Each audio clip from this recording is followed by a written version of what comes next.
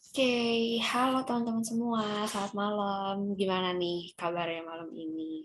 Semoga teman-teman di sini semua sehat-sehat ya. By the way, salam kenal, aku Fania dan aku nggak sendirian nih karena ada teman aku. Halo Fania, halo semuanya. Salam kenal, aku Salwa yang akan nemenin kalian juga hari ini. Nah, teman-teman di sini kira-kira udah pada tahu nggak nih kalau basement itu apa? Kayaknya udah pada tahu juga ya, Van, karena basement juga udah terlaksanakan nih UTS kemarin. Tapi buat teman-teman yang belum tahu, boleh aku jelasin lagi ya. Jadi, basement itu merupakan salah satu program kerja divisi akademik HMPSM dengan kegiatan belajar bersama.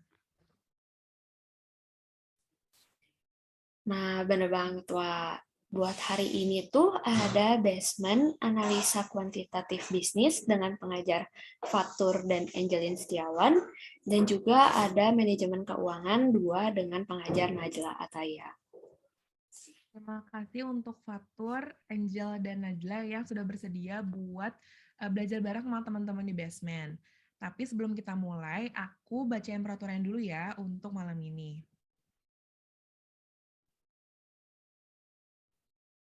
Yang pertama, peserta diharapkan untuk menyalakan kamera dan mematikan mikrofon saat acara berlangsung.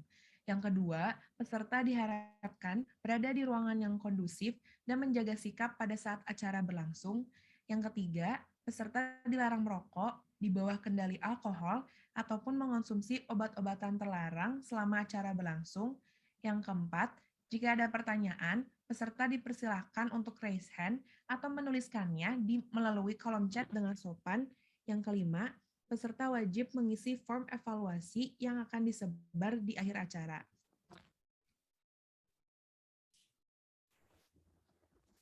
Oke, makasih banyak Salwa udah bacain peraturan buat teman-teman di sini. Lalu teman-teman nanti juga ada pembagian breakout room, yaitu BR1 untuk AKB dan BR2 untuk MK2. Teman-teman mohon diperhatikan ya untuk pembagian breakout room-nya. Tapi sebelum kita pindah ke breakout room, kayaknya kita foto-foto dulu kali ya, Van. Bener banget, yuk kita sebelum masuk breakout room, sebelum kita mulai belajar, kita foto dulu. Ayo teman-teman, kita on cam dulu, kita rapi-rapi dulu. Kita mulai aja ya. Aku pandu fotonya, 3, 2, 1. Sekali lagi, 3, 2, 1. Oke, untuk para pengajar dan peserta, sekarang boleh langsung join sesuai breakout room-nya ya. Sampai berjumpa di BR, teman-teman. Ini dulu ya. Halo, sebelumnya uh, selamat datang di dalam breakout room 2 dengan mata kuliah MK2. Dan di sini kita akan belajar bareng-bareng nih sama Najla. Najla ini dari Manajemen Angkatan 2020. Halo Najla, apa kabar? Halo, apa kabar? Juga baik. Sebelumnya aku mau ngucapin terima kasih nih untuk Najla yang udah bersedia buat ngajarin teman-teman di sini. Oke, sebelum kita mulai, teman-teman boleh diperhatikan kembali ya untuk rules-nya yang akan dikirimkan oleh tim panitia di chat. Nah, selain itu, teman-teman yang belum dapat modul untuk hari ini, jangan khawatir ya, karena panitia akan mengirimkannya di chat juga. Jadi teman-teman boleh dicek ya untuk modulnya supaya bisa lebih dimengerti juga. Selain itu, aku juga mau ngingetin lagi nih, untuk teman-teman yang ingin bertanya saat sesi Q&A, boleh langsung aja raise hand atau kirim pertanyaannya di kolom chat.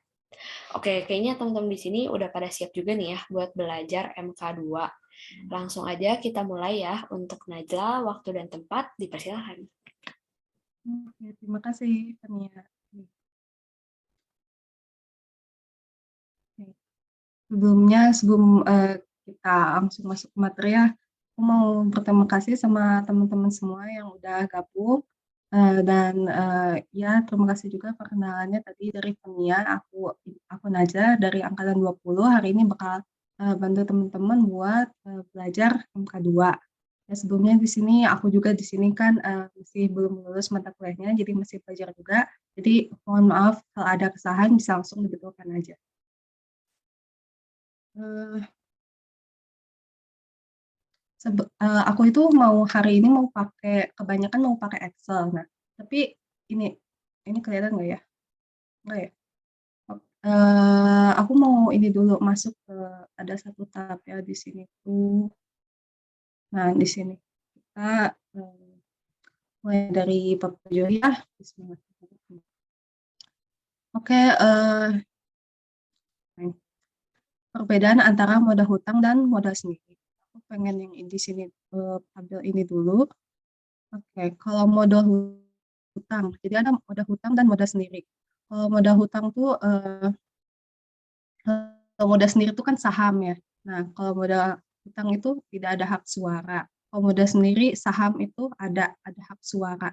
Nah, tuntutan atas pendapatan dan asetnya lebih didahulukan dari modal sendiri. Kalau hutang tentu kan kita paham yang harta hutang modal kan. Jadi kalau ada apa-apa itu hutang dulu baru modal. Nah, jadi tentu kalau kita punya hutang, kita bangkrut atau apa pasti kan yang didahulukan hutang dulu baru ada modal. Kemudian ini ada jatuh tempo, modal hutang ada ya, modal hutang tuh ada jatuh tempo, kalau saham tuh enggak ada. Lalu pengakuan pajak atas biaya modal ini penting, bunganya di sini mengurangi pajak, dan di sini modal sendiri dividen dikeluarkan dari laba bersih setelah pajak. Oke. Ini kalau aku pindah ke Excel kelihatan nggak ya? Atau enggak? Masih di Google Drive. Oke, sebentar.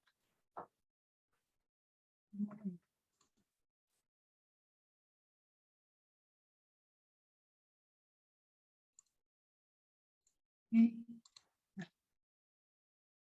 ini aku bikin Excel, isinya itu latihan soal tiap bab dari bab 7 sampai dengan bab 12. Nah, sama ditambah ini aku kasih ini tuh ya, sedikit lah ya ini.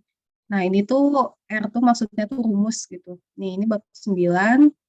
Nanti teman-teman bisa langsung masukin angka aja ke sini, karena kebetulan juga aku tahu kalau UAS kita itu kan bentuknya PG ya, dan ya ada pilihan majemuk PIDE. Nah, jadi mudah-mudahan si Excel ini, rumus-rumus ini bisa bantu mempercepat pekerjaan. Jadi tinggal masuk-masuk, tinggal langsung klik aja kan ya buat PG.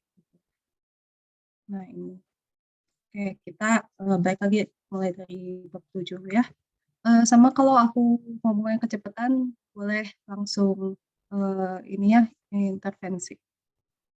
Oke, sama bila perusahaan membeli sejumlah saham perusahaan sendiri yang beredar, maka saham yang telah dibeli tersebut dibukukan dalam neraca sebagai treasury ya. Ini kita pasti udah tahu semua karena sudah dari AK kan kita treasury. Nah, lalu perusahaan menerbitkan 100.000 lembar saham dengan nilai nominal 1.200, hasil yang diterima 1.700. Nah, akuntansi mencatat perkiraan kapital atau agio saham. Kapital atau agio saham itu biar gampang ingatnya selisih antara ini, untungnya gitu, antara nominal dan yang diterima. Jadi ini kurangin aja 500 kan ya, kali total lembar. Jadi di sini ada 50 juta. Lalu saham yang sekarang dimiliki oleh para pemegang saham perusahaan disebut saham yang diterbitkan. Sebenarnya sih di sini tuh kalau kita lihat di jawaban PG-nya tuh ada banyak yang mirip-mirip jawabannya. Ada saham yang diterbitkan, ada saham yang beredar. Sebenarnya kan sama aja ya, beredar dan diterbitkan gitu. Cuman kita harus lihat jawaban persis di buku gitu kan ya. Yang teori-teori, kalau ini apa. Nah gitu. Jadi jawabannya yang nomor 3 itu D. Lalu saham preferen partisipasi selain yaitu yang memperoleh dividen dan memperoleh dividen tambahan. Nah, hak memesan efek terlebih dahulu. Nah, ini apa pemegang saham lalu nih yang nomor 6 kita yang itu. Perusahaan HMETD itu singkatan yang ini ya, yang hak memiliki efek terlebih dahulu. Punya 100.000 lembar saham biasa yang beredar. Ini mah anggap aja ini jangan disamain dengan ini, pokoknya nama perusahaannya HMETD. Nah, punya 100.000 saham, mempertimbangkan akan menambah 10.000 saham. Berarti kan jadi 110.000 ya. Nah, kalau si Bapak Untung ini punya 1.000 saham dari saham HMETD yang beredar, maka ya, kalau misalnya dia tuh punya 10.000, awalnya kan 100.000 ya, belum ditambah 10.000 yang beredar. Nah, ini kita bagi di sini, dapatnya 0,1. Ini tuh. Oke, sebentar, Mak. Maksudnya yang ini nih. Nah, akan menambah, nah dari lembar yang sebelum, akan menambah lembar yang baru per total lembar sebelumnya. Jadi 0,1 berarti untuk beli satu saham itu bakal dibutuhin 10 hak. Karena kan kalau HMETD itu memberikan hak untuk membeli saham terlebih dahulu kan ya. Jadi kita bagi mengkonversi hak ke saham, satu saham. Nah, untuk membeli satu lembar saham baru dibutuhkan 10 hak, betul ya yang ini. Nah, lalu proporsi kepemilikan saham 1%. 1% itu yang si Pak Untung ya. Kalau misalnya Pak Untung punya 1.000 kan di sini. 1.000 dari sebelumnya 100.000, kan di sini 1%. Kalau misalnya Pak Untung kan punya 1.000 saham. 1.000 saham itu dikasih, bentar, hak untuk membeli saham.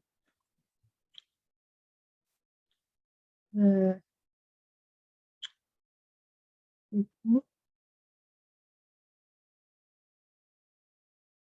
berarti kan dibutuhkan 10 hak untuk membeli satu saham. Nanti tuh di sini walaupun udah jadi ditambah 10.000 saham yang baru, kepemilikan Pak Untung itu masih 1%.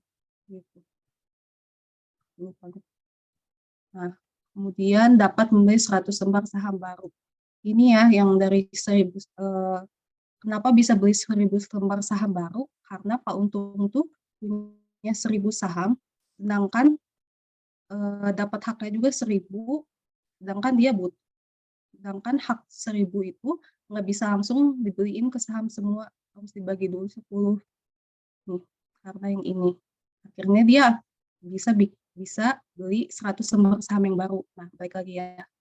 Kalau dia udah, misalnya dia pakai HMETD-nya itu untuk beli saham, berarti jadi sahamnya kan udah bukan 10.000 ya, jadi 1.100.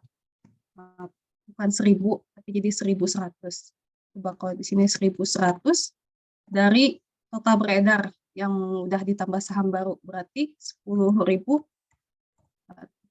Nah, berarti kan, nah ini nih maksudnya. Sama ya, jadi kepemilikan sahamnya itu tetap 1%. Kalau hak dia gunakan, hak HMETD-nya. Dan ini, ya ini yang tadi ya. Oke. Nomor 7. Pada PT ABC, seorang pemegang saham mempunyai 8 lembar saham sebelum penawaran hak. Jumlah hak yang diperlukan untuk membeli satu saham baru adalah 8 hak. Jika setiap saham bernilai pasar 100 dan harga saham baru 80 lembar, maka total nilai pasar saham lama itu 800. Betul, ini 2 dan 4 ya jawabannya. Soalnya ini kan ada 8 ya, ini 8, dan setiap saham tuh bernilai pasar 100. Nah, jadi 8 kali 100, 800.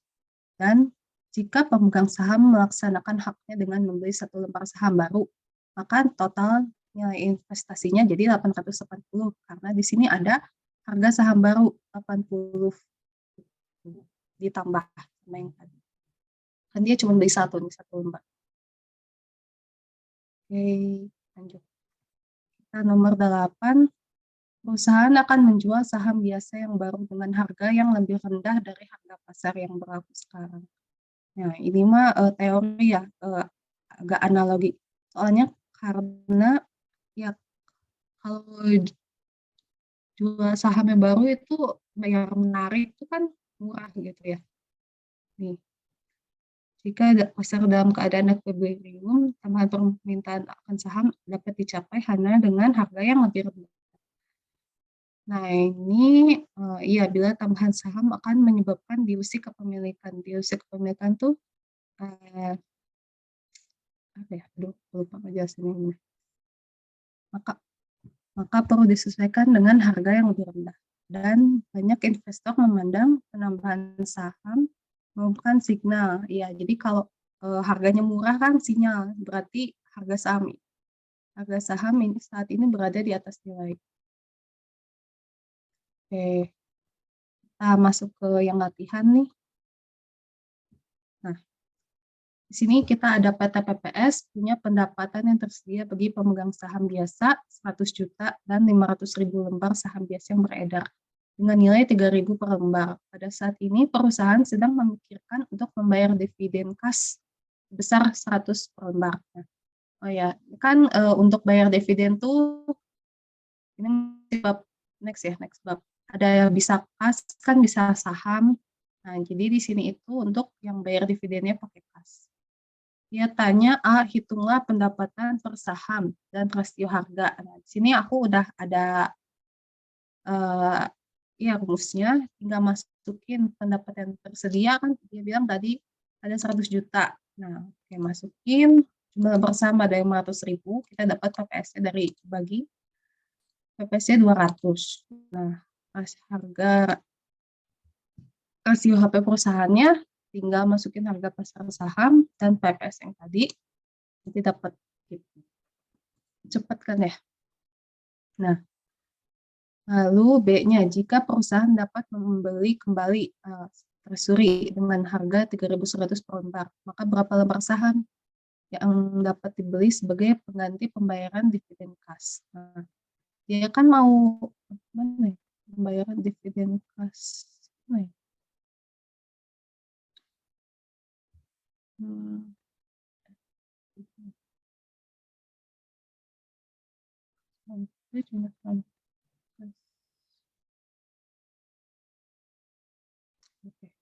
Ini nih, ini tuh dapat segini. Ini copy dari rumus atasnya ya, biar nggak bingung. Nah,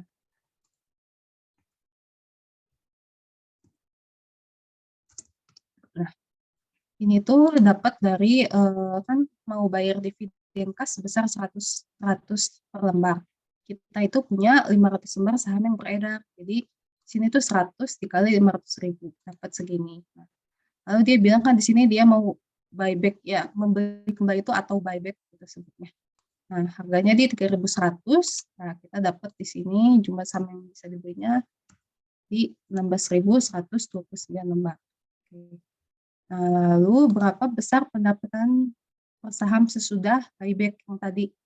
Nah, pendapatan yang tadi, lalu jumlah lembar sahamnya ini dikurang karena kan asalnya 500.000 udah kita beli. Jadi kita tinggal berapa nih yang ada beredar di pasar, tinggal 500.000 yang ini awal dikurangi yang kita buyback, hasilnya begini, lalu masukin lagi. Ini rumusnya kayak yang tadi, dapat PPS-nya berubah, PPS-nya meningkat karena si lembar sahamnya turun gitu. Yang ini jika saham dijual dengan rasio harga pendapatan yang semula, ini ya 15. Berapa harga pasar sudah pembelian kembali saham? Nah, ini tinggal masukin aja kok ya. Oke. Ini kesimpulan dari yang tadi. Ini teman-teman bab 7 ada yang mau ditanyain nggak? Boleh teman-teman, kalau misalnya ada yang mau nanya tadi dari bab 7, boleh langsung raise hand atau tulis aja di kolom chat. Atau kalau udah ngerti, boleh buat kasih reaction-nya. Oke, lanjut Najla. Oke, kita masuk ke bab 8. Kalau bab 8 ini itu aku lagi rajin ini, aku kerjainnya pertanyaan esainya ini. Sebenarnya kalau yang pertanyaan esai ini kan dari buku semua cuman nggak apa-apa sih. Sama saran aku sih ya, kemarin tuh pas UTS kan banyak ya soal-soal teori gitu ya, dan apa ya, detail banget gitu perasaan. Jadi teman-teman yang kebetulan punya buku gitu ya, si bukunya tuh di ini aja dibaca, sekilas gitu, baca sekilas tiap bab gitu. Soalnya biar, inget gitu. Misalnya, apa, pengertian saham preferen kan kita nggak apa ya, yang persis kan suka nanyanya tuh kayak yang di buku. Nah, jadi kalau kita udah baca sekilas-sekilas kan kita cepet nemunya nih, "Oh iya pernah baca itu di mana?" Gitu. Nah, jadi buat yang teori-teori gitu biar cepet nanti dibaca sekilas-sekilas aja bukunya. Saran-saran. Ini pembayaran dividen tunai, tercatatnya pemegang saham, tanggal tanpa dividen dan tanggal pembayaran. Oke. Bentar ya. Oh ya. Investasi dividen itu jadi ya dividennya nggak dibayar, jadi dialihkan dividen yang diterima untuk menambah pemilikan saham. Karena ini. Nah ini banyak ya mata-matanya faktor dividen. Oke. Nah, bentar ya. Kita langsung ke pertanyaan aja. Oke, nah. Saham preferen 7% dengan nilai saham 1.000 dan nilai nominal 700 akan menerima pembayaran dividen sebesar, nah, di sini tuh ingat si persennya ini dikalinya itu sama yang nilai nominal ya, bukan nilai, saham, bukan nilai pasar nih. Jadi, 7% kali 700 kita dapat Rp29. Lalu ini pernyataan yang tepat mengenai dampak kebijakan dividen menurut teori M dan M. Nah, teori M dan M ini, menurut mereka tuh nilai perusahaan tidak dipengaruhi oleh kebijakan dividen, tapi kemampuan perusahaan menghasilkan laba. M dan M tuh yang tadi apa, Merton, H. Miller, dan Franco. Oke. Nah, ketiga, pihak yang memutuskan membayar dividen tunai berpegang saham adalah dewan direksi. Nih, apa lagi? Sebenarnya kok yang teori-teori gini sih, aku agak garing sih ya baca-bacainnya. Tapi nggak apa-apa ya. Soalnya banyak teori nih. Dividen rencana yang memungkinkan pemegang saham untuk menggunakan dividen yang diperoleh yang tadi rencana reinvestasi. Dividen saham adalah pembayaran dividen dalam bentuk saham. Kan tadi ada kita bahas tentang dalam bentuk kas ya. Ini bentuk saham. Kemudian pilihan majmuk. Kita ke nomor 6. Pada saat dilakukan pemecahan saham dari 1 lembar saham menjadi 2 lembar saham baru. Nah, berarti dari nominal saham menjadi 1,5 misalnya, nilai nominalnya 100, berarti kan dipecah, berarti satu saham tuh jadi 50. Nah, kemudian jumlah saham beredar jadi 2 kali. Ya tentu ya misalnya ada 1.000 dipecah jadi 2 berarti kan ada 2.000. Faktor yang mempengaruhi kebijakan dividen. Oke.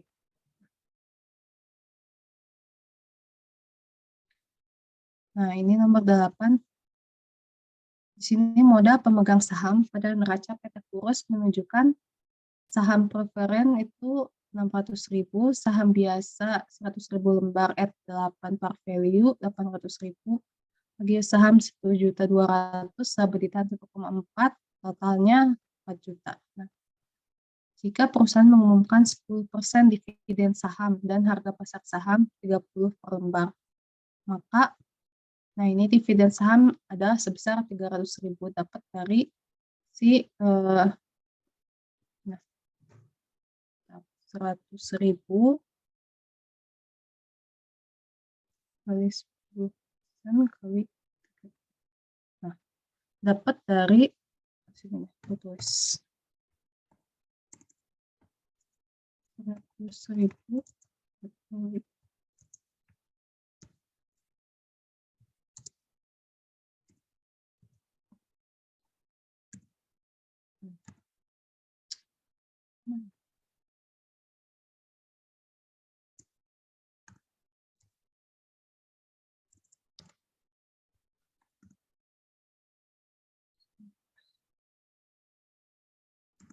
Oke. Ini juga sama, ini 300.000. Kemudian selisih dari harga pasar dan harga nominal merupakan kapital surplus ya, atau agia saham kayak yang tadi di nomor 7 baik lagi nih. Nah jadi agia saham itu selisih. Oke, bab 8 sampai sini sih guys. Ada yang mau ditanyain? Atau aku kok cepetan ngomongnya? Oke, buat teman-teman, kalau misalnya ada yang pengen ditanyain atau ada yang belum paham, boleh langsung tanyain aja, langsung on mic atau mau ditulis di chat juga boleh. Sampai sini, kalau yang udah paham, teman-teman boleh kasih reaction ya.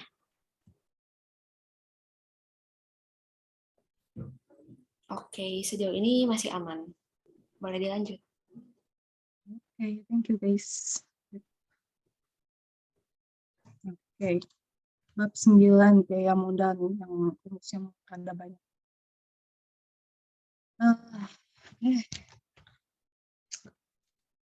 Kita masuk ke PG, apa nama resiko di mana perusahaan tidak mampu untuk menutup kewajiban keuangan. Ini jelas ya judulnya, kewajiban keuangan. Pasti jawabannya risiko keuangan. Kalau satu lagi tuh risiko operasi itu tidak dapat memenuhi biaya operasi deh. Nah, pokoknya kalau ini kan jelas ya langsung aja ke keuangan. Sumber modal jangka panjang mendukung investasi perusahaan dalam aktiva tetap dengan asumsi bahwa investasi tersebut telah dipilih dengan ada 4 sumber dana jangka panjang kecuali utang dagang ya. Utang dagang itu bukan sumber dana jangka panjang ya. Nah, ini sumber dana jangka panjang tuh ada 4, laba ditahan, saham biasa, preferen, dan utang jangka panjang. Oke. Lalu 3, biaya penerbitan sekuritas. Penerbitan sekuritas tetapi yang dikeluarkan untuk menerbitkan dan menjual sekuritas yang akan mengurangi hasil bersih dari penjualan sekuritas. Kayak kita kalau ya yang udah coba-coba mungkin ya beli saham atau beli apa itu kan suka ada tuh biayanya. Lalu nomor 4, nah sini PT Preferen mengeluarkan saham preferen 20% dengan nilai nominal sebesar 600 per lembar. Biaya penerbitan dan penjualan ditaksir 25 per lembar. Nah, biaya saham preferen ini aku dari rumus yang di buku aku buat masukin ke Excel, jadi kan tinggal masukin.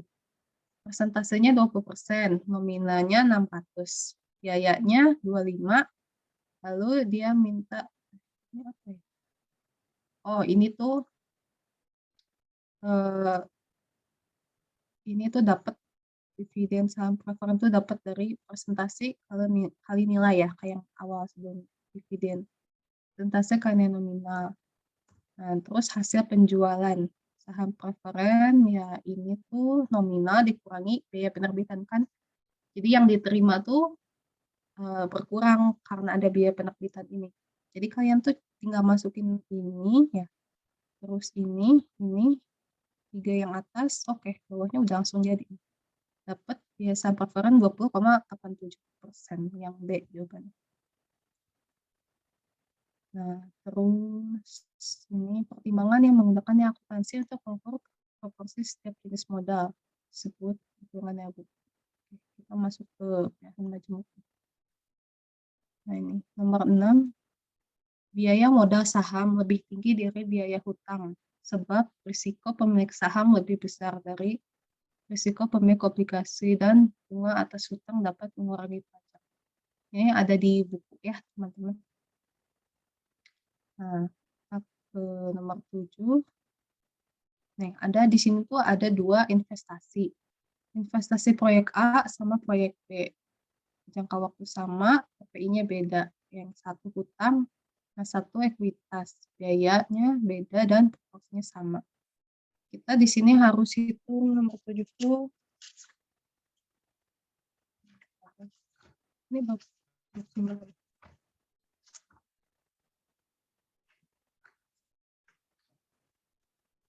Iya. Ya, ini nggak ada pertanyaannya sih ya, langsung jawabannya nih. Nah, kita hitung biaya modal rata-rata tertimbang BMRT. Nah, ini aku udah buat ya rumusnya lah ya. masukin aja di sini buat dapat ngitung BMRT-nya, fokusin modal yang A, terus B, biaya modalnya ini. Oke. Nah, di sini nanti langsung kehitung, dan ini langsung kehitung lagi. Ini totalnya harus 1. Jadi kita dapat BMRT-nya 12%, nomor yang 1 betul 12%. Dan ini kalau yang jawaban lain ya, coba aku sebut yang jawaban lain tuh yang nomor nomor 2 harusnya. Nah, yang nomor 1 coba yang salah. Manajemen akan memilih proyek A karena biaya modal rata-rata tertimbang kurang dari TPI. Milih A karena BMRT kurang dari TPI. Ini salah ya, BMRT-nya kan 12, TPI si A kan 7. Nah, jadi salah, yang 1 salah. Yang nomor 3 nih yang kita pilih, manajemen akan menolak proyek B karena modal rata-rata tertimbang lebih dari TPI. B. BMRT lebih dari TPI. Ini salah ya, ini lebih kecil justru. Oke, jadi di sini manajemen akan mengkombinasikan penggunaan modal hutang ekuitas. Oke.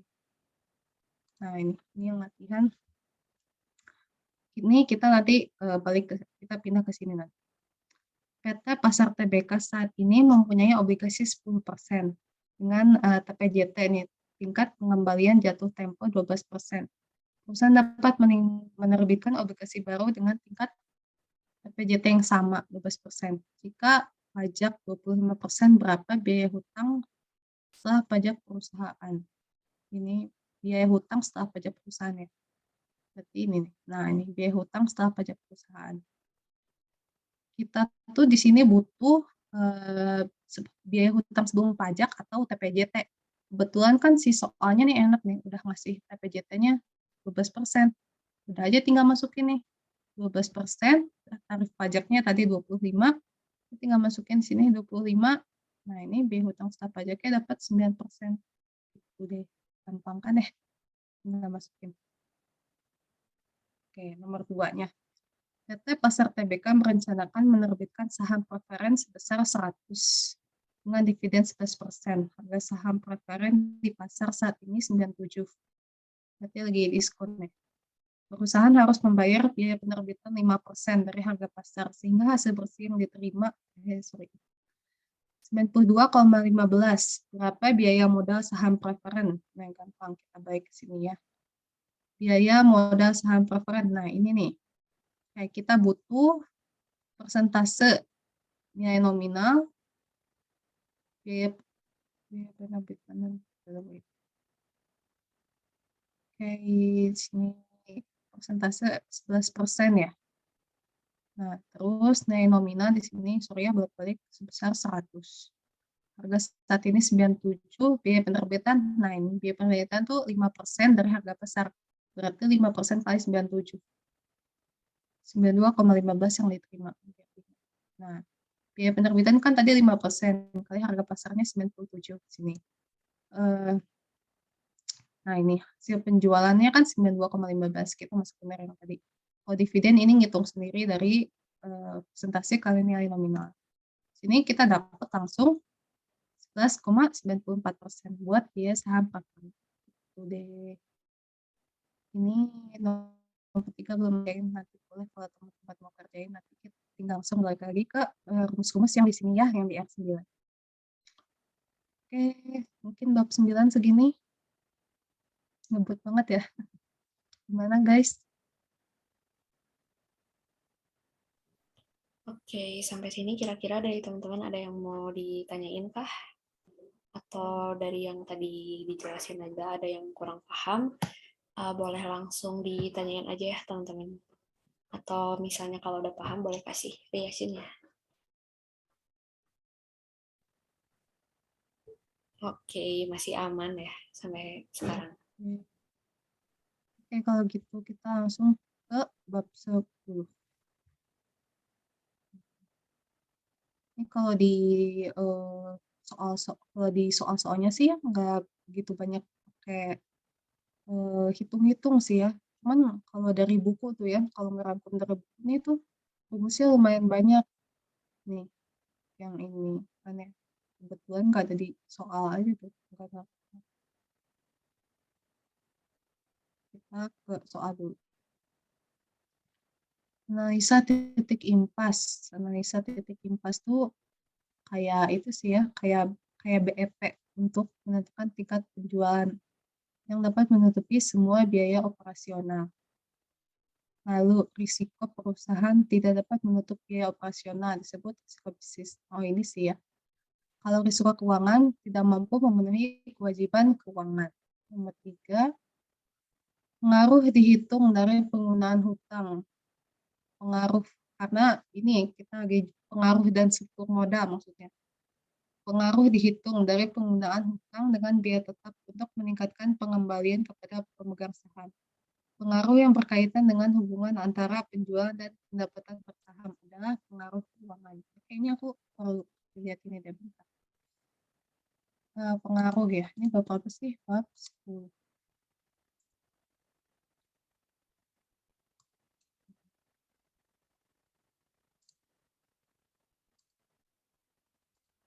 Bab 10. Nah ini, dia kan tadi tanya pengaruh antara penjualan dan pendapatan per saham. Nah, nih.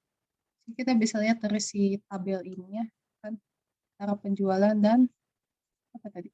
Ya, di sini nih, pendapatan saham nih.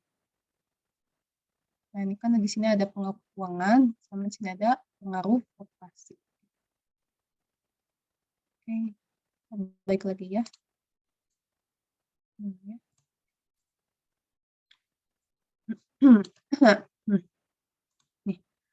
Nomor 4, PT Sanda memproduksi sandal dengan biaya variabel sebesar 10.000, biaya tetap 5 juta, harga jual 20.000 per unit. Berapa jumlah penjualan agar LSDP laba sebelum bunga pajaknya 0. Nah, ini tinggal masuk ke rumus yang udah aku siapin ke sini. Dia kan tanya biar LSPP-nya 0 ya. Nah, ini yang biru ini. Masukin tadi variabel 10.000 tetap 5 juta, jual 20.000. Ini bekas aku masukin ya. Ini. Tetap 5 juta, variabel 10.000, harga 20.000. Nah, ntar udah aja langsung kalian dapat di sini. Dapat untuk soal yang tadi dapat 540. Oh ya, sama reminder ini tuh rumus-rumus yang bawah-bawah itu tuh masih pakai si BT-BVH, dan aku males ya buat malu ini, jadi aku buat aja sih rumus yang di atas ini yang biru, itu bakal ngaruh ke semuanya. Jadi kalau misalnya mau pakai rumus yang di bawah-bawah ada BT-BVH-nya itu ubah dulu yang di birunya ini ya. Oke. Soalnya ini ngaruh ke yang lain-lain. Oke, kita lanjut soal nomor 5. Suatu situasi di mana manajer dari suatu perusahaan memiliki lebih banyak informasi tentang operasi dan prospek masa depan perusahaan. Lebih banyak informasi, udah informasi asimetri. Lalu, modal ekuitas dapat ditingkatkan, yaitu secara intern melalui laba ditahan, extern menjual obligasi dan menjual saham biasa dan saham istimewa atau preferen. Ini analisa titik impas. Menentukan tingkat penjualan yang diperlukan untuk dapat menutupi semua biaya operasional dan mengevaluasi keuntungan pada berbagai tingkat penjualan. Ini ada dari buku. Nah, oke. Ini nomor 8 nanya apa ya? Oh, nanya PPS. PT Petir. Nah, ini beda ya rumus yang PPS yang di sini sama PPS yang di bab 7. Beda nih. Oh, ini kan langsung ya, pendapatan aja sama jumlah lembar saham. Kalau di bab 10 ini kita ada pajak, ada SPP, dan lain-lain. Oke, kita masukin aja. PT Petir punya sumber modal ada 3, hutang jangka panjang, tingkat bunga, dan saham biasa. Ini struktur modal sekarang, yang hutang 10%, yang hutang ada 1 juta, tingkat bunga 10%, saham bisa 100.000 lembar. Struktur modal A, hutang 30%, hutang jangka panjang 3 juta, tingkat bunga 12%. Oh, maksudnya saham biasa 70.000 lembar. Lalu untuk pilihan struktur modal B, hutang 50%, hutang jangka panjang 5 juta, tingkat bunga 16%, dan saham biasa 40.000 lembar. Ini tingkat pengembalian. Ditanya PPS, kita langsung masukin nih. Yang dimasukin pajak, LSBP, bunga, dividen, sama jumlah saham. Kita kan di buku ini pajaknya tuh 25%. Jadi di sini aku masukin 25%. Kemudian SPP-nya, oh sebentar. Jadi itu sebenarnya ada beberapa pilihan ya. Aku sambil buka buku dulu ya. Berapa ya? Membedakan. Coba yang jawaban 1 itu PPS untuk tingkat LSBP 600.000. Katanya PPS untuk tingkat 600.000 itu untuk A 2,57 kata dia. Terus untuk yang 1.200, 1.200.000 ini 9 katanya segitu. Teman-teman ini BTW kalau ada yang beda sama buku kalian, maaf ya, soalnya ini aku tuh pakai edisi 7 yang belum revisi deh buku. Nah, kita coba hitung aja ya. Dengan pajak 25%, kita coba benar nggak nih? Ya. LSBP 600.000 kan ini. Masukin bunganya. Ini bunganya dapat dari, karena kita pakai, ini struktur modal A ya.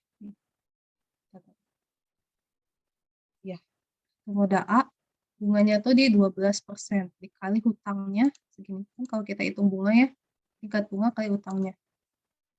Nih, oke, dapat segini. Dividennya tuh dihitung 0. Kemarin tuh aku nanya ke Bapak, ke Pak Cahyo, katanya itu dividen 0 itu karena ini sedang memberikan fokus terhadap tingkat hutang, sehingga untuk memudahkan logika, perhitungan dividen dianggap 0 rupiah. Jadi di sini teman-teman langsung aja dividennya 0. Cuma sahamnya yang ini, kita kan lagi hitung yang A.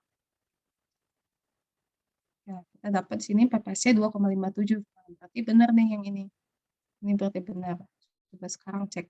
Kalau SBP-nya 1.200.000, kita masukin. Nah, ini masukin, udah deh dapat langsung benar 9. Berarti ini tuh yang jawaban 1 betul ya. Sebenarnya nggak masukin gitu aja deh teman-teman. Ada yang mau ditanyain?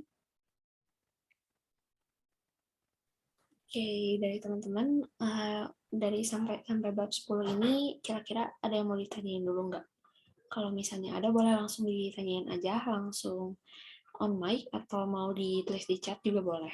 Atau kalau misalnya udah paham, teman-teman boleh kasih reaction-nya ya, supaya kita tahu apakah teman-teman udah paham atau belum.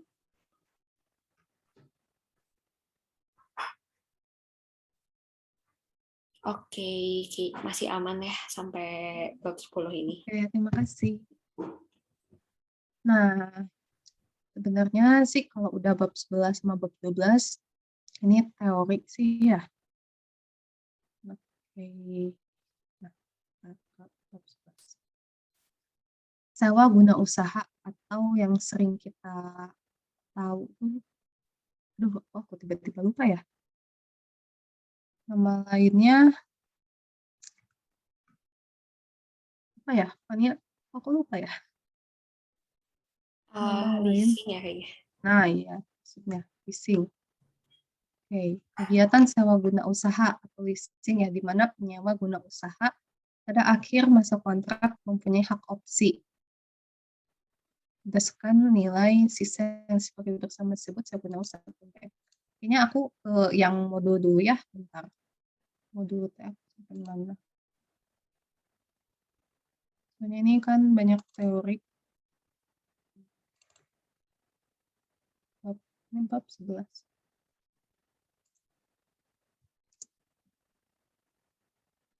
Bentar ya.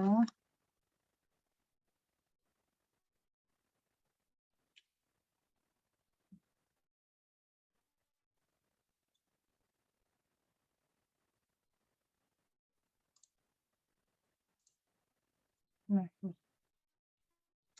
Sebelumnya ini jenis sewa guna usaha itu ada finance lease atau operating lease ya. Bedanya kalau finance lease itu yang pada akhirnya ini kita sebut di sini yang memberikan sewa guna usaha itu lessor dan yang penggunanya lessee ya. Lessee, apa ini bacanya? Diberikan opsi untuk membeli nilai objek. Jadi kalau misalnya dia udah lunas gitu, udah saya itu dia bisa kasih tawaran bisa dibeli si objeknya atau enggak gitu. Nah, kalau operating lease itu operating lease itu enggak ada, ini enggak ada. Nah, peran lessernya atau peran yang pemberi sewa guna usahanya ya dia pihak pemilik barang objek leasing yang memiliki umur maksimal sama dengan masa kegunaan objek leasing itu sendiri. Kalau di operating lease itu sama, cuman masa sewanya di sini. Nah, lessor memegang penuh tanggung jawab perawatan objek sewa. Nah, lalu kalau pemutusan kontrak, kalau di finance lease, jika lessor membatalkan sewa, maka kerugian lessor ditanggung oleh lessee. Nah, tapi kalau di operating lease ini bisa dibatalkan tanpa didenda asal pembayaran berkala sudah terpenuhi. Nah, hak opsi yang paling kentara bedanya di finance lease itu ada, kalau operating lease nggak ada. Kalau ini sih, oke lah ya. Balik lagi. Oke, ini oke satu udah, nomor 2 ini panjang lebar lah ya. Lalu nomor 3, berapa keuntungan sewa guna usaha. Nah, keuntungan kerugian tuh ada di buku ya, ada di PPT juga ya. Link PPT nanti dari teman-teman panitia nanti dibantu dibagikan. Nah, di sini kita langsung keuntungan sewa guna usaha kecuali ini. Justru ini tuh kekurangan sewa guna usaha. Tidak ada masa tenggang. Ada 2 ada kalau nggak salah. Kekurangannya tuh di buku ditulis. Oke, nomor 4, ditinjau dari segi pelaksanaannya, sewa guna usaha dapat dilaksanakan sebagai berikut. Sewa guna langsung dan penjualan atau penerimaan. Oke. Lalu untuk memperoleh aktiva tetap yang baru. Nah, ini perusahaan punya pilihan melakukan sewa guna usaha, membeli dengan dana pinjaman atau membeli dengan sumber dana yang tersedia. Jadi intinya kalau di bab yang ini tuh kita bandingin lebih murah yang mana antara pakai sewa guna usaha atau beli. Oke, nah ini saat ini sektor bisnis yang menggunakan jasa sewa guna usaha untuk berbagai macam barang modal yang dipergunakan dalam proses produksi, pemasaran, dan administrasi. Barang modal yang biasanya menggunakan jasa sewa guna usaha antara lain. Nih, nah ini. Peralatan pertanian, peralatan konstruksi, perabot, nah peralatan toko ini. Contohnya aku dapat ini PT SMFL, yaitu dia pembiayaan alat konstruksi. Kalau pesawat terbang kita apal ya, Boeing, Airbus itu mereka menyediakan ini juga sewa guna usaha.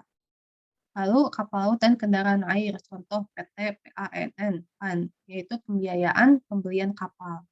Ini contoh ada perusahaannya, jadi ada konkret gitu ya, nggak ngawang-ngawang. Nah, lalu nomor 7, keuntungan pembiayaan barang modal dengan sewa guna usaha dibandingkan dengan menggunakan pinjaman bank. Ini sih. Angsuran bulanan. Kemudian, nah ini. tidak menurunkan kemampuan perusahaan untuk memperoleh pinjaman. Lalu nomor 8, dalam memutuskan sewa guna usaha dibandingkan dengan membeli, perusahaan perlu melakukan analisis sebagai berikut. Ini teori banget ya. Pokoknya semuanya benar aja ini. 1, 2, 3, 4. Kita langsung ke latihan. Nah, di sini PT Pembiayaan ingin mengevaluasi 2 pilihan rencana, yaitu menyalahgunakan mesin atau membeli mesin dengan pajak 25%. Nih, perusahaan untuk sewa guna usaha. Perusahaan dapat menyewa guna usaha mesin tersebut selama 5 tahun dengan pembayaran sewa usaha tahunan sebesar 5 juta. Semua biaya peliharaan akan dibayar oleh perusahaan sewa guna usaha dan biaya asuransi serta biaya lain-lain. Pada akhir penyewaan guna usaha, penyewa guna usaha dapat membeli mesin tersebut. Nah, kalau dapat ini hak opsi berarti finance lease ya. Nah, yang dapat hak opsi itu. Seharga 4 juta nih. Kemudian kalau pilihan membeli harga mesin 20 juta. Punya umur 5 tahun, metode penghapusan garis lurus 5 tahun, pembelian mesin, bunga 15%, DBR akhir tahun 6 juta. Pertama kita tuh, aku ngikutin di buku ya ini, kita ngitung dulu aliran kas keluar setelah pajak untuk sewa guna usaha. Pembayaran sewa guna usaha ini dalam ribuan ya, biar nolnya nggak kebanyakan, biar nggak pusing. Akhir tahun ke-1 kan dia di sini kan bilang ini ya, 5 juta tiap tahun. Nah, jadi di sini tuh 5.000 ya. Nah, oke, 5 tahun. Nah, 5 tahun ini yang terakhir tuh ini tuh residu yang tadi, yang 4 juta ini. Nah, pajaknya 25% kan dia di sini bilang kali ini langsung. Lalu arus kas keluar pajak dapat segini. Nah, ini kemudian kita hitung kalau untuk pembelian. Kalau pembelian tuh kan dengan nih, akhir tahun harus bayar 6.000. Pinjaman awal tahun 20.000 dapat dari mana? Dapat dari si harga mesin sebesar 20.000 di sini. Oke, kan bunga itu ini aku nyimpen bunga di sini. Aku tulis dulu ya. Terus ya gimana? Nah, gitu ya. Berarti sini kan dia bilang bunga 15% ya, teman. Oke. Bunga 15%. Nah, ini aku udah rumusin, berarti kan pokok segini. Nih ya, kan 6.000 ya. Jadi 3.000 ini tuh. Bunga 3.000, pokok 3.000. Pokok pinjaman akhir tahun ini karena udah dikurangin pokoknya kan 3.000, dari 20.000 sisa 17.000. Begitu diturunin lagi ke bawah tahun kedua. Ya, ini sama ini tuh pasti totalnya 6.000 sini. Ini 13 dari 17 dikurangi ini si pokok itu ya.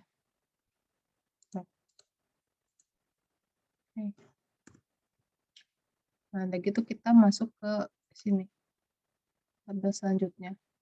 Ini agak pusing aku juga lihat kebanyakan.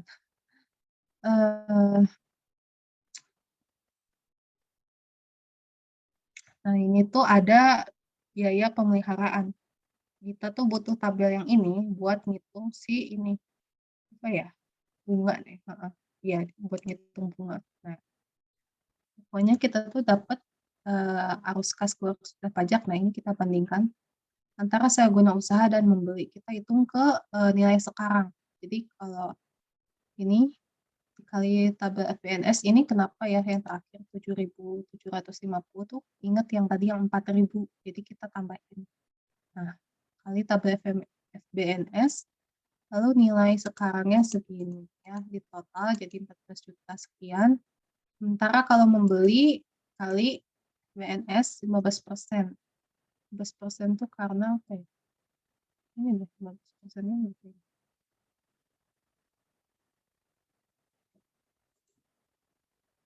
Lalu nilai sekarangnya itu di total jadi 17 juta sekian. Nah, kesimpulannya itu kita pakai sewa guna usaha karena menghemat sejumlah hampir 3 juta gitu. Jadi kalau yang bab 11 sih ya gimana gimana soalnya sih pasti mendingan beli atau mendingan sewa guna usaha gitu. Oke, sekian bab 11 teman-teman. Oke, sampai bab 11 ini kira-kira dari teman-teman ada yang masih bingung nggak atau ada yang mau ditanyain? Kalau misalnya ada yang mau ditanyain, teman-teman boleh open mic terus langsung ditanyain aja atau boleh ditulis aja di chat. Kalau misalnya udah paham sampai bab 11, teman-teman boleh kasih reaction-nya ya.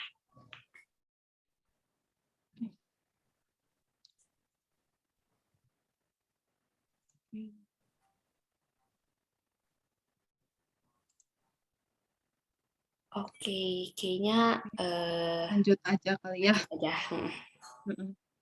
Ini lalu bab terakhir teman-teman, Pasar Modal Indonesia ini bab yang aku paling suka sih ya. Soalnya ini udah Pasar Modal Indonesia. Karena kita ya apa ya? Udah lebih ada praktik gitu kan ya, kita bisa coba-coba yang pasar modal gitu. Jadi menurutku ini paling menarik bab terakhir. Semua perusahaan memiliki kesempatan untuk go public ya daftar sebagai emiten catat di bursa. Kedua, apabila perusahaan ingin menjual sahamnya kepada masyarakat, maka membutuhkan jasa akuntan publik, notaris, penilai, konsultan hukum. Lalu indikator pasar saham yang dihitung dengan cara yang sama seperti menghitung rata-rata, tapi menggunakan sama-sama yang luas, yaitu IHSG. IHSG itu tiap hari naik turun ya, biasanya kalau teman-teman suka lihat channel CNBC itu suka ada naik turun gitu. Jadi kayak misalnya dari tambang turun, misalnya dari industri bank naik, biasanya di TV itu suka ada ditayang. Terus pihak yang melakukan kegiatan usaha jual beli efek, antara pedagang efek, keseluruhan sistem keuangan yang terorganisasi termasuk bank komersil dan semua perantara di bidang keuangan, serta surat-surat berharga jangka panjang dan pendek pasar modal. Jadi di buku itu ada dua pengertian dalam arti sempit dan pengertian dalam arti luas. Ya. Ini di sini tuh pasar modal dalam pengertian yang arti luas. Tujuan pasar modal, pemerataan pendapatan masyarakat. Ya, karena kita semua bisa beli saham gitu. Lalu dua, menggairahkan partisipasi masyarakat ya untuk menghimpun dana. Jadi nggak selalu dipakai konsumtif. Kita ada nabung gitu kan ya, nabung ke saham, instrumen saham. Kemudian mempercepat proses perluasan pengikutsertaan masyarakat ya, sesama kayak tadi. Terus manfaat diperoleh perusahaan dengan lulusan publik. Memperoleh sumber pendanaan baru, competitive advantage, kemampuan going concern, dan citra perusahaan. Nah ini lalu konsekuensi dari perusahaan dengan menjadi perusahaan publik dapat menyebabkan kehilangan kontrol atau pada perusahaan itu maksudnya yang mengambil alihan tidak bersahabat gitu. Yaitu yang kalau sahamnya dibeli lebih dari persentase mayoritas dan mematuhi peraturan pasar modal berlaku. Sih bab 12 tuh banyak teori banget. Kalau bab 12 tuh paling habis ini aku mau ke ini aja, ke rumus bab 9 sama 10 itu gimana pakainya gitu. 12 mah teman-teman pasti kamu lah ya. Nah ini untuk resminya tuh rumus ya 9 ini tadi kita udah coba pakai ya. Jadi ini aku tuh hampir bingung nih sebenarnya. Dapat dari mana ini tuh si biaya hutang sebelum pajak. Ternyata di buku itu selain biaya hutang sebelum pajak, ini juga sama dengan TPJT. Jadi kalau kita dapat TPJT tuh cepat langsung masuk ke dapat biaya hutang setelah pajak ini. biaya saham preferen nih, kita tadi juga udah coba. Nah, lalu ke biaya modal saham biasa. Ini aku nggak bisa ini ya, mohon maaf nggak bisa, rumusin soalnya kita harus lihat tabel FBNS-nya. Nih, yang tahun awal dan akhir, contohnya yang ini gitu ya. FBNS-nya, oke, nanti dapat lihat FBNS-nya, berapa tahun misalnya kan, 5 tahun ya, 6 tahun tuh. Nanti lihat ke sini, lihat ke tabel FBNS. Baru kita masukin lagi, ini dividen yang perlu di situ ini berarti 1, 2, 1, 2, 3, 4. Nah, ini 4 nih. Nanti baru dapat biaya modal saham biasa, atau selain pakai itu juga di sini untuk ngitung tingkat pertumbuhan selain pakai yang ini, bisa juga ke tingkat retensi di sini. Ini aku udah ada rumusnya, tinggal masukin aja. Ini kali. Lalu metode MPAK ini biaya modal saham biasa. Ini tinggal masukin aja ya teman-teman. Ada koefisien pengembangan portofolio pasar sama pengembangan bebas resiko. Nanti dapat segini. Maaf ya. Dia penerbitan saham biasa baru. Oke. Ini.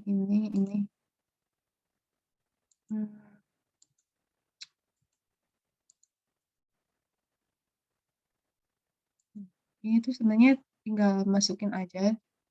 Cuman hati-hati buat masukinnya, takutnya salah kotak gitu. Nah, ini BMRT sih, ini masih yang sama yang tadi. Sama titik batas. Oke. Oke, yang 10. Nah, ini yang tadi yang kita coba ya, yang ASBP yang biru ini. Biar ASBP-nya 0, tinggal masukin BT, BVI, sama H. Lalu ngitung tingkat pengaruh operasi. Ini apa ya? Aku ada ini tuh ya di PPT ya. Untuk perubahan presentasi gini-gininya. Ini aku langsung masukin aja ke Excel gitu ya dari rumusnya. Nah, ini kalau dapat 2 berarti ada pengaruh operasi. Pokoknya lebih dari 1 ada, makin tinggi makin besar TPO-nya. Nah, ini kemudian ini nih, misalnya dari tingkat pengaruh operasi pada tingkat penjualan J, tingkat penjualan berapa gitu, misalnya berapa unit. Ini misalnya, ini ganti aja misalnya 10.000 gitu ya. Nah, berarti TPO-nya segini. Nah, karena kayak aku udah bilang si BTBVH-nya tuh pengaruh ke rumus bawahnya. Jadi kalau misalnya mau ngitung yang bawah pakai rumus kuning yang bawahnya, ganti dulu si BTBVH yang di atas, kecuali ya sama gitu. Karena ini ngaruh nih. Ya.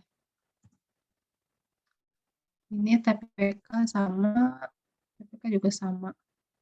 Lalu ini juga sama, TPK pada tingkat dasar LSBP. Rumusnya pusing ya. Oke. Tingkat pengaruh keuangan.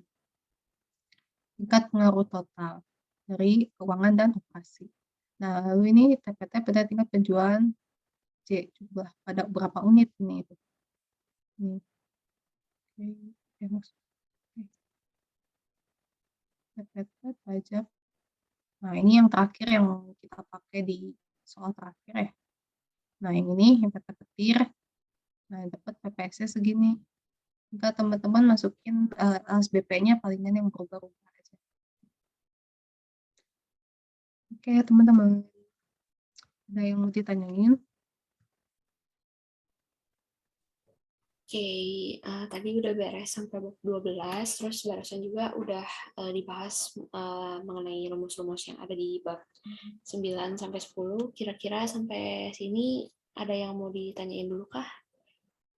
Kalau misalnya ada yang mau ditanyain, boleh langsung ditanyain aja, karena sekarang udah masuk ke sesi Q&A juga. Jadi dari teman-teman kalau misalnya ada yang ditanyain boleh langsung raise hand Atau kalau misalnya masih malu-malu, boleh langsung di chat aja, ditulis pertanyaannya. Gitu. Dari teman-teman, ada yang mau ditanyain kah?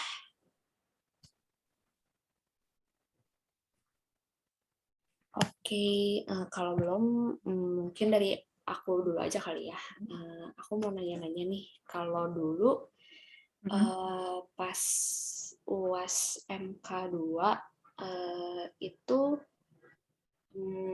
kebanyakannya keluarnya itu hitungan kah atau teorika atau proporsinya tuh benar-benar sama gitu, jadi seimbang gitu, dua-duanya sama banyaknya.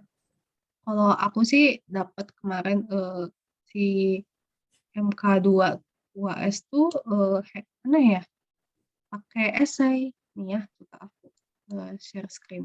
Cuman aku putusin buat nggak share, bukan nggak bahas gitu. Soalnya karena kata dosen kan kita pakai PG ya sama pilihan berganda. Jadi kurang relevan gitu kalau bahas esai. Coba ya aku share screen. Sama mungkin ini filenya isi mau dikerjain juga, ntar aku share nanti aku belum. Mana ya? Buat.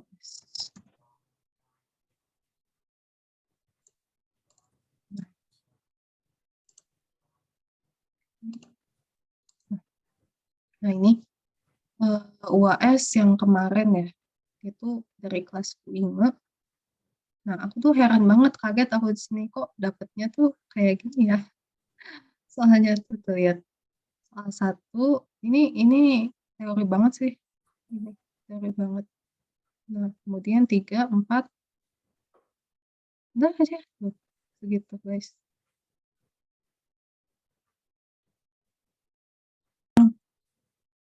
Ini gitu guys. Oke, jadi kalau dulu pas Najla berarti tipe soalnya itu lebih ke esai ya berarti. Aku masih ngambil sih kan. Oh. Jadi mah dapat dari yang lain. Soalnya aku tuh mau ini sih mau bahas ini juga, cuman kan ini juga ya kalau bahas ini kan nggak sesuai lah sama pengen, mendingan bahas yang rumus-rumus jadi biar bisa langsung input keluar aja gitu buat PG kan biar cepat. Cuman kalau teman-teman mau soalnya ntar aku di share lagi mungkin. Saran udah sih ya tadi. Mungkin ada lagi dari teman-teman ada yang mau ditanyain lagi kah untuk seputar bahan UASnya dari tadi, bahas dari bab 7 sampai bab 12 dan ada tambahan rumus-rumus juga gitu. Jadi intinya berarti tetap harus perhatiin sama teorinya ya, berarti dari cetaknya. Jadi kita harus baca-baca lagi soal teorinya. Kadang-kadang tricky gitu kan ya, kayak si UTS kemarin aja kan si teorinya tuh suka nyelip-nyelip di halaman paling bawah gitu kan ya, kita kan nggak kelihatan gitu nyelip-nyelip di sini gitu kan ya. Jadi ya, di sekilas-sekilas aja satu dicicil ini baca sekilas gitu, cuman biar kita inget aja pas dapet soal itu, oh cepet nyari ke halaman itu. Oke, mungkin sekian kali saran aku. Jadi intinya kita harus ini ya, teliti kayak nyicil baca setiap babnya gitu ya, biar semua bahannya kebaca gitu ya. Oke, kira-kira dari teman-teman ada yang mau ditanyain lagi kah? Sejauh ini, berarti bahannya untuk yang UAS ini lumayan banyak ya, berarti ada tadi bahas mengenai saham, terus ada dividen juga, ada sewa guna usaha, tadi di bab 12 ada pasar modal, dan ada tambahan ya satu lagi kalau nggak salah tuh bahan UASnya yang merger itu ya, merger akuisisi. Itu juga teori, nanti berarti teman-teman juga harus baca lagi gitu. Kayaknya dari teman-teman udah pada jelas ya berarti sampai sekarang ini. Berarti terima kasih atas partisipasi teman-teman dan juga terima kasih atas Najla. Sayangnya waktu kita udah habis nih, tapi buat kalian yang masih punya pertanyaan, jangan sedih karena kalian bisa langsung aja nulis pertanyaannya di Google Docs yang bakal dikirim di kolom chat oleh panitia. Oke, selain itu aku juga mau ngingetin nih buat teman-teman untuk isi form evaluasi yang bakal dikirim di kolom chat. Dan nanti di akhir acara juga bakal ditampilin nih buat QR code-nya. Jadi teman-teman bisa langsung scan aja gitu. Oke, sebelum mengakhiri basement hari ini, karena tadi diawali dengan foto, nah sekarang kita akhiri dengan foto lagi ya. Teman-teman yuk kita on cam dulu rapi-rapi lagi sebelum aku mulai nih sesi fotonya. Buat Najla, share screen-nya udah boleh di stop. Oh ya, maaf. Oke, yuk teman-teman kita on cam dulu sebelum aku mulai nih sesi fotonya. Kalau gitu aku mulai ya sesi fotonya. 3, 2, 1. Sekali lagi, 3, 2, 1. Oke, terima kasih teman-teman yang udah datang hari ini. Nah, sebelum itu aku mau infoin nih, kalau basement tuh masih ada hari terakhir besok di hari Sabtu tanggal 18 Juni jam 10 sampai 11.40 dengan mata kuliah pajak 1 dan pajak 2. Terima kasih teman-teman yang udah datang pada hari ini, dan aku juga mau ngucapin nih terima kasih sekali lagi kepada Najla yang udah meluangkan waktunya untuk mengajar MK2. Jangan lupa datang ya teman-teman. Aku Fania sebagai MC hari ini mewakili seluruh panitia Basement 2022 mengucapkan terima kasih dan sampai bertemu di basement selanjutnya. Bye-bye, good luck was-nya.